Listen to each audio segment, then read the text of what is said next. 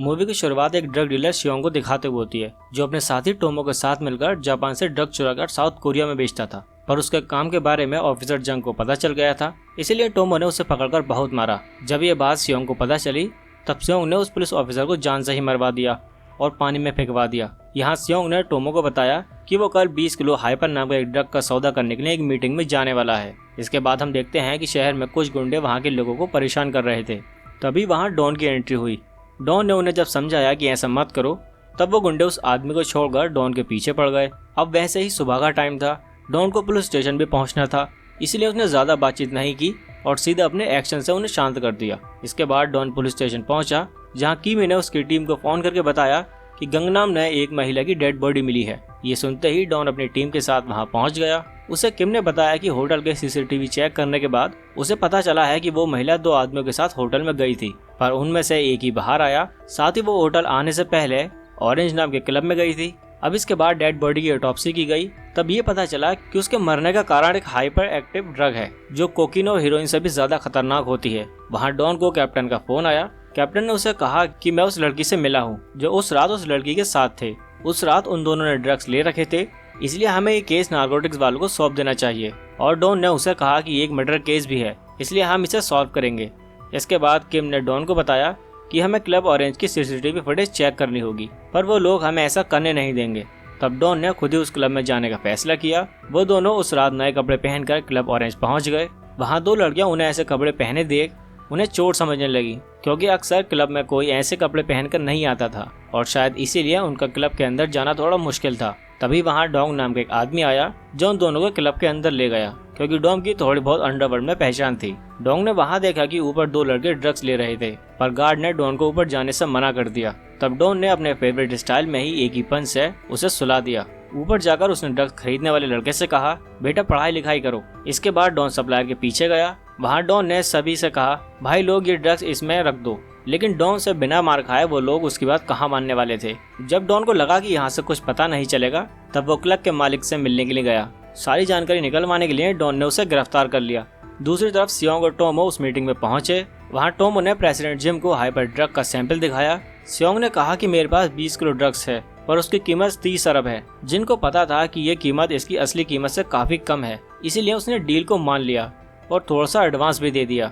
इधर डॉन को उस क्लब के सीसीटीवी फुटेज से उस आदमी का पता चल गया जो उस लड़की के साथ उस क्लब में गया था। डॉन ने उस आदमी का स्केच दिखाकर क्लब के मालिक से उसके बारे में पूछा। वो तो कुछ बताने को तैयार ही नहीं था, बल्कि वो तो डॉन पर ही चिल्लाने लगा कि कोरिया की पुलिस शरीफ लोगों को गिरफ्तार करके उन्हें टॉर्चर करती है। तब डॉन ने कहा कि हमारा कैमरा साफ करने का टाइम हो गया है, और तभी सभी लोग मिलकर कमरे की सफाई करने लगे। किम ने कुछ सेकंड के लिए कैमरे को ढक दिया और फिर ये हुआ। अब जब उसकी अकल ठिकाने लग गई, तब डॉन ने दोबारा पूछा कि अब बताओ कि ये कौन है। तब उसने कहा कि इसका नाम हिडोशी है, ये जापान से लाए गए ड्रग्स को मेरे क्लब में बेचता है। उसने मुझे पैसे दिए थे, इसलिए मैंने उसे नहीं रोका, और अब शायद ये आदमी गंगनाम या इचियोन में होगा। मुझे बस इतना ही पता है। इसके बाद डॉन ने उसे जाने दिया। अब डॉन गंगनाम जाने के लिए निकला, क्योंकि उसे लगता था कि प्रेसिडेंट जंग गंगनाम में अभी भी ड्रग्स बेच रहा है। वो लोग डॉन की मदद से प्रेसिडेंट जंग के घर पहुंचे। वहां जंग के बॉडीगार्ड ने डॉन को रोकने की कोशिश की, पर अब तक डॉन को कौन रोक पाया था। वहां पूछताछ करने पर जंग ने डॉन को बताया कि हिडोशी एक याकुचा है जो उसे ड्रग सप्लाई करता है। दूसरी तरफ कैप्टन इचियोन आया था, क्योंकि उसे हिडोशी के अड्डे के बारे में पता चल गया और वो वहीं जा रहा था। तब भी उसे डॉन का फोन आया। डॉन ने उसे कहा कि वो एक याकुजा है, इसलिए तुम लोग सावधान रहना। इसके बाद कैप्टन अपने साथियों के साथ हिडोशी के अड्डे पर पहुंचा और थोड़े एक्शन के बाद उन्होंने हिडोशी और उसके साथियों को पकड़ लिया। साथ ही उन्हें वो 20 किलो हाइपर ड्रग भी मिल गई। अब जब वो उन्हें पुलिस स्टेशन ले जा रहे थे, तब एक कार ने आकर उनकी कार को टक्कर मार दी, जिससे वो लोग काफी ज्यादा जख्मी हो गए। उस कार से 3 लोग बाहर आए और वो 20 किलो ड्रग्स अपने साथ ले गए। जाते जाते उन्होंने हिडोशी को भी मार दिया। इसके बाद हमने देखा कि वो तीनों और कोई नहीं बल्कि सियोंग और उसके साथी थे। अब सियोंग सीधा टोमो के ऑफिस पहुंचा और वहां जाते ही उसने टोमो को मारना शुरू कर दिया, क्योंकि उसे ड्रग्स की देखरेख करने का काम दिया गया था। पर टोमो ये भी ठीक से नहीं कर पाया। दरअसल वो ड्रग्स प्रेसिडेंट इचियो की थी, जो याकुजा का लीडर है, और उसी से ही ये लोग ड्रग्स चुरा कर लाए थे। खैर सियोंग ने टोमो को दोबारा काम दिया कि वो इन ड्रग्स को सही सलामत पैक करवा कर लाए, क्योंकि कल उसे ये ड्रग्स प्रेसिडेंट जिन को देनी है। इधर डॉन अपने साथियों से मिलने हॉस्पिटल पहुंचा। उसके एक साथी टाइसन को गंभीर चोट लग गई थी, इसलिए उसे इमरजेंसी रूम में रखा गया था। इधर टोमो ड्रग्स को दोबारा पैक कराने के लिए यंग नाम के एक आदमी के पास पहुंचा। यंग ड्रग्स को पैक करने का काम ही करता था। वहां टोमो ने यंग से कहा कि वो हिडोशी की जगह ले सकता है, क्योंकि हिडोशी तो मर चुका था। अब ड्रग सप्लाई करने का काम यंग ही करेगा। इधर डॉन से एक दूसरा पुलिस ऑफिसर डोंग मिलने आया। उसने डॉन को बताया कि जो गन तुम्हें उस ड्रग के साथ मिली है वो मेरे लीडर ऑफिसर जंग की है, जो कुछ दिनों से लापता हैं। उसने बताया कि वैसे तो ये मामला गुलियान पुलिस डिपार्टमेंट का है, फिर भी पुलिस ऑफिसर जंग इस केस पर काम कर रहा था। उसने बताया कि याकुजा और व्हाइट शार्क मिलकर हाइपर ड्रग बेचा करते थे, पर वो 2 साल पहले गोलियां पुलिस डिपार्टमेंट ने व्हाइट शार्क को खत्म कर दिया। पर अब पता नहीं कौन याकुजा के साथ मिलकर ड्रग सप्लाई कर रहा है। अब ये सुनते ही डॉन गुलियान पुलिस स्टेशन पहुंच गया उस ड्रग इन्वेस्टिगेशन टीम से मिलने के लिए, पर वो टीम कोई और नहीं सियोंग और उसके साथ ही थे। डॉन वहाँ केस के सिलसिले में उनसे पूछताछ करने लगा। तब वहाँ सियोंग ने डॉन को कुछ बताने से मना कर दिया। उसने कहा कि ये केस तुम्हारे डिपार्टमेंट का नहीं है, इसलिए यहाँ से चले जाओ। वहाँ डॉन अपने तरीके से पूछताछ करने वाला था कि तभी किम ने आकर बीच बचाव किया और दोनों वहाँ से चले गए। इसके बाद हम लालटेन को देखते हैं, जो एक कार डीलर है, साथ ही वो क्लब का मालिक भी था। तभी उससे मिलने वहाँ डॉन आया।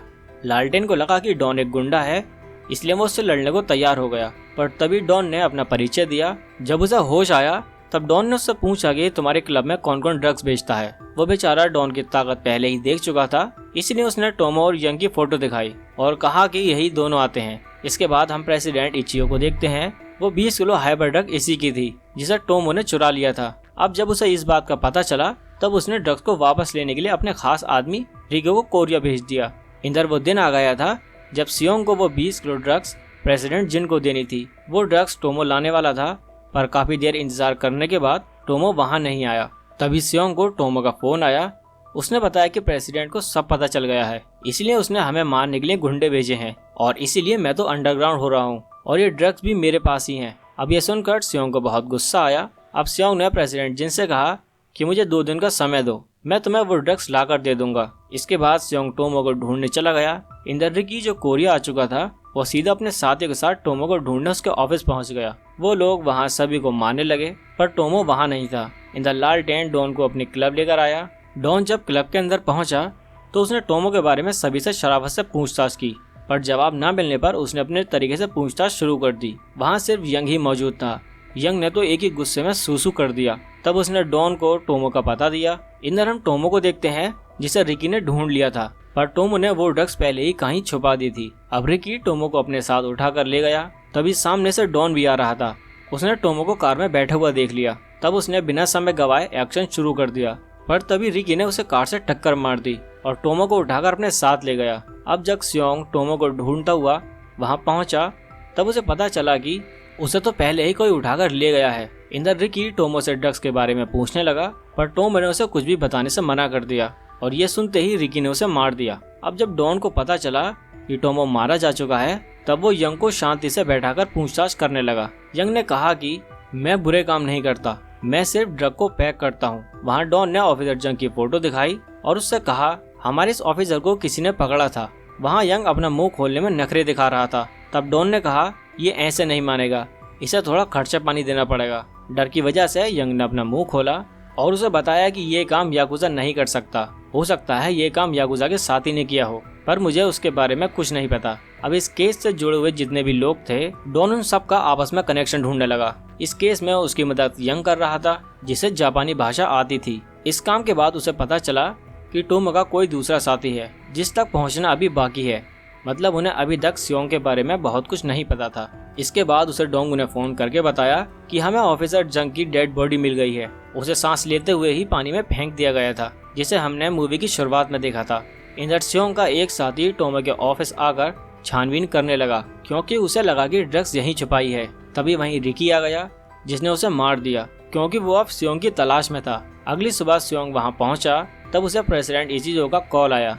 उसने कहा कि तुम मुझे मेरी ड्रग्स वापस कर दो और इसके बाद मैं सब कुछ ठीक कर दूंगा, पर सियोंग ने उसे साफ मना कर दिया। सियोंग के साथ समस्या ये थी कि ड्रग्स उसके पास नहीं थी और कुछ घंटों के बाद उसे वो ड्रग्स प्रेसिडेंट जिन को देनी थी। अब वो बिना ड्रग्स के ही उसके पास पहुंचा। वहाँ एक गंजा सियोंग पर भड़क गया और तभी सियोंग को गुस्सा आ गया। उसने उस गंजे को इतना मारा कि वो जान से मर गया। सियोंग ने प्रेसिडेंट जिन से कहा कि मैं वो ड्रग्स तुम्हें लाकर दे दूंगा। इंदर डॉन टोमो के ऑफिस पहुंचा तब उसे पता चला कि ऑफिसर सियोंग का एक साथी रात 2 बजे आकर यहाँ पर कुछ ढूंढ रहा था। ये सुनते ही डॉन को कुछ समझ आया।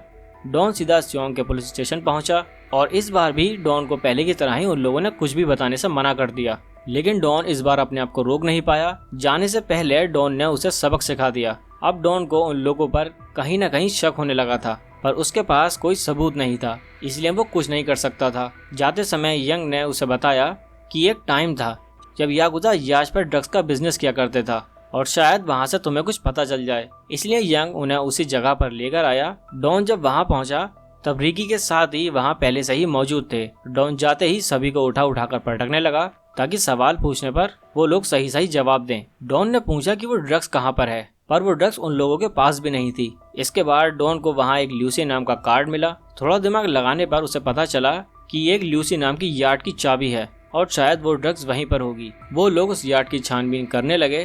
तभी वहाँ किम को यार्ड के नीचे जाने का रास्ता मिला, पर उसमें ताला लगा हुआ था। तब डॉन ने अपनी ताकत का इस्तेमाल करके वो ताला तोड़ दिया। अंदर जाकर उन्हें पता चला कि यहीं पर हाइपर ड्रग्स बनाई जाती थी और वहीं पर एक तिजोरी भी थी, पर वो भी लॉक थी। इस बार डॉन ने ताकत की जगह दिमाग लगाकर उसे खोलना चाहा, पर उसे खोल नहीं पाया। तब उसने तिजोरी का गेट ही उखाड़ दिया। उस तिजोरी में कोई कीमती सामान नहीं था, बल्कि रस्सियां रखी थीं। अब डॉन को समझ आ गया कि वो ड्रग्स कहाँ पर हैं। ड्रग्स को रस्सियों से बांधकर पानी में लटकाया गया था। इसके बाद वो ड्रग्स लेकर सीधा लालटेन के पास गया, क्योंकि लालटेन पहले कभी व्हाइट चार की तरफ से ड्रग्स सप्लाई किया करता था। डॉन ने वहाँ लालटेन से सियोंग को फोन लगवाया। उसने लालटेन से कहलवाया कि ड्रग्स उसके पास हैं, पर सियोंग ने उसका भरोसा नहीं किया और फोन काट दिया। तब लालटेन ने ड्रग्स के साथ अपनी फोटो खींचकर उसे भेजी। तब सियोंग ने उसका भरोसा किया और उसे एक जगह पर ड्रग्स लेने को कहा। अब ये सब डॉन के प्लान के अकॉर्डिंग ही हो रहा था। इधर सियोंग ने पहले तो रिकी को मारने का प्लान बनाया था, पर जब उसे ड्रग्स मिलने वाली थी तो उसने अपना प्लान बदल दिया। वो रिकी के पास गया और उसे कहा कि मैं तुम्हें ड्रग्स दिलवा सकता हूँ। इसलिए उसने अपनी जगह रिकी को ड्रग्स लेने के लिए भेज दिया, क्योंकि उसे पता था लालटेन असली ड्रग्स लेकर नहीं आएगा। ये सब डॉन का प्लान होगा। लालटेन जब वहाँ पहुँचा तब वहाँ सियोंग की जगह रिकी को देखकर वो डर गया। अब लालटेन को बचाने के लिए डॉन भी वहाँ पहुँचा, पर उन्होंने वहाँ डॉन को धोखे से मारकर बेहोश कर दिया। रिकी ने जब बैग खोला तो उसमें ड्रग्स की जगह नमक भरा हुआ था। अब रिकी समझ गया कि सियोंग ने उसके साथ धोखा किया है। इधर किम और डोंगू कार में इंतजार कर रहे थे। तभी वह सियोंग आकर असली ड्रग्स को उनसे छीन कर ले गया। अब रिकी डॉन को अपने साथ ले जाने लगा। किम और डोंगू ने उसे रोकने की काफी कोशिश की, पर वो उसे रोक नहीं पाए। वो लोग डॉन को एक ऐसी जगह लेकर गए और उसे मारने लगे ताकि डॉन उसे बता दे कि ड्रग्स कहाँ है। तभी रिकी को सियोंग का कॉल आया। उसने रिकी को बताया कि ड्रग्स मेरे पास है, मैंने तुम्हें कितनी आसानी से मूर्ख बना दिया। इसी बीच डॉन खड़े होकर सबको मारने लगा। वहाँ कोई ऐसा नहीं था जो डॉन की ताकत के आगे टिक सके। यहाँ डॉन और रिकी के बीच एक शानदार फाइट देखने को मिली, पर आप सभी जानते हैं कि डॉन ने रिकी की क्या हालत की होगी। इधर सियोंग कोरिया छोड़कर चाइना की तैयारी करने लगा। वो जैसे ही कार में बैठा तभी वहाँ डॉन की एंट्री हुई। वो डॉन को देखते ही भागने लगा, पर डॉन ने पहले ही वो ड्रग्स वाले बैग में एक फोन रख दिया था, जिसकी मदद से उसने सियोंग को ट्रैक कर लिया। अब यहाँ डॉन सियोंग को बहुत मारता है। तब सियोंग ने डॉन से कहा कि हम लोग पैसे को आधा आधा बांट लेंगे। अब ये बात सुनते ही डॉन उसे फिर से धोने लगा। अब आखिर में डॉन जिस काम के लिए जाना जाता है उसने वही किया। अपना फाइनल पंच मारकर उसने सियोंग का खेल खत्म कर दिया। अब सियोंग को पकड़ते ही ये केस भी खत्म हो गया। इसके बाद डॉन और उसकी टीम पूरा केस खत्म होने की खुशी में पार्टी करने लगे और इसी के साथ ये मूवी यहीं पर खत्म हो जाती है। तो बस दोस्तों, वीडियो में इतना ही था। उम्मीद आपको वीडियो पसंद आई होगी। अगर वीडियो पसंद आती है तो वीडियो को लाइक कर दो, चैनल को सब्सक्राइब कर लो और मिलते हैं आपसे एक और नई वीडियो में।